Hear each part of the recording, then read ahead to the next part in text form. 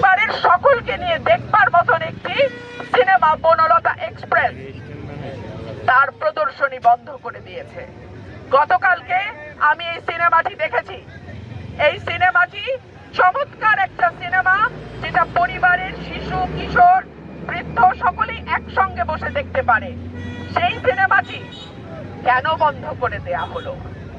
আমি যদি প্রশ্ন করি, যেই রাষ্ট্র 6 বছরের শিশুকে ধর্ষণ আর বলাৎকার থেকে রক্ষা করতে পারে না, যেই রাষ্ট্র 70 বছরের বৃদ্ধাকে ধর্ষণের হাত থেকে রক্ষা করতে পারে না, যেই রাষ্ট্রে প্রতিদিন 2 জনের উপরে মানুষ খুন হয়, যেই রাষ্ট্রে দুর্নীতি, দুঃশাসন, টাকা পাচার, ব্যাংক লুট, ঘুষ, কোন রকম কোন অন্যায় বন্ধ করতে পারে নাই, সেই রাষ্ট্র কেন সিনেমা বন্ধের মদত দেয়?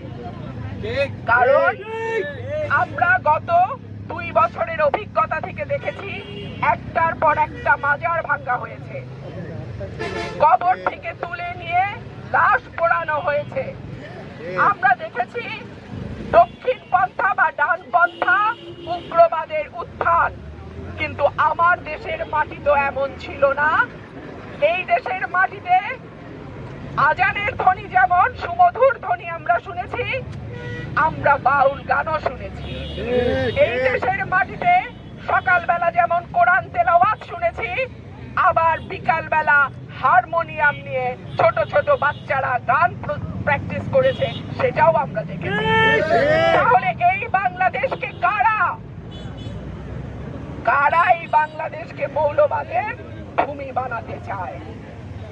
এই প্রশ্ন আজকে আপনাদের মাধ্যমে আমি রেখে যাচ্ছি, এবং এই রাষ্ট্রের কাছে আমার দাবি থাকবে, যেই রাষ্ট্র কোন অপরাধ বন্ধ করতে পারে নাই, যেই রাষ্ট্র ছোট ছোট শিশুদেরকে বলাৎকার আর ধর্ষণের হাত থেকে বাঁচাতে পারে নাই, সেই রাষ্ট্র আজকে কি করে বাংলাদেশকে, যেখানে সব রকম সাংস্কৃতিক কর্মকাণ্ড ধর্মের পাশাপাশি চলেছে, সেটাকে বন্ধ করে বাংলাদেশকে, পরের প্রজন্মকে অন্ধকারের দিকে নিয়ে যাওয়ার মদত দিচ্ছে?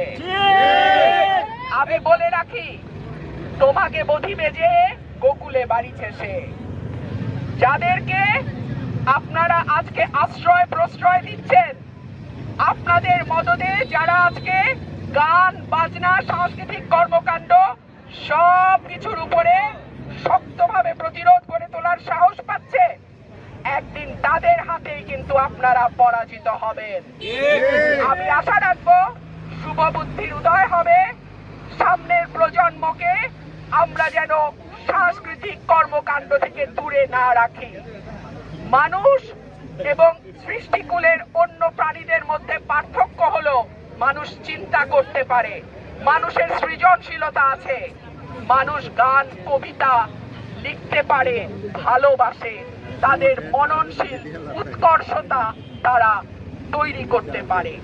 এই রকম রাষ্ট্র আমরা আশা করি না, যেই রাষ্ট্র মানুষকে পেছনের দিকে নিয়ে যাবে, যেই রাষ্ট্র একটা অসাম্প্রদায়িক সকলের বাংলাদেশকে কোনো বিশেষ গোষ্ঠীর হাতে তুলে দেবার ষড়যন্ত্র করবে। আমি আপনাদের মাধ্যমে আজকে যারা এই মানববন্ধনে উপস্থিত হয়েছেন, আপনাদের সকলকে ধন্যবাদ জানাই। আমি আমার সাংবাদিক ভাইদেরকেও ধন্যবাদ জানাই, আপনারা কষ্ট করে আজকে আমাদের মাঝে উপস্থিত হয়েছেন। এবং আমি দাবি জানাবো, অবিলম্বে ব্রাহ্মণবাড়িয়ায় সাংস্কৃতিক কর্মকাণ্ড যাতে নির্বিঘ্নে নিরাপদে চলতে পারে, সেই ব্যবস্থা করে দেয়া হোক। প্রশাসনের কাছে আমার আবেদন থাকবে, ব্রাহ্মণবাড়িয়া বাংলাদেশের সংস্কৃতির রাজধানী, এই পরিচয়টা আপনারা কোনোভাবে কোনো গোষ্ঠীকে মুছে ফেলতে দেবেন না। ধন্যবাদ সবাইকে, ভালো থাকবেন।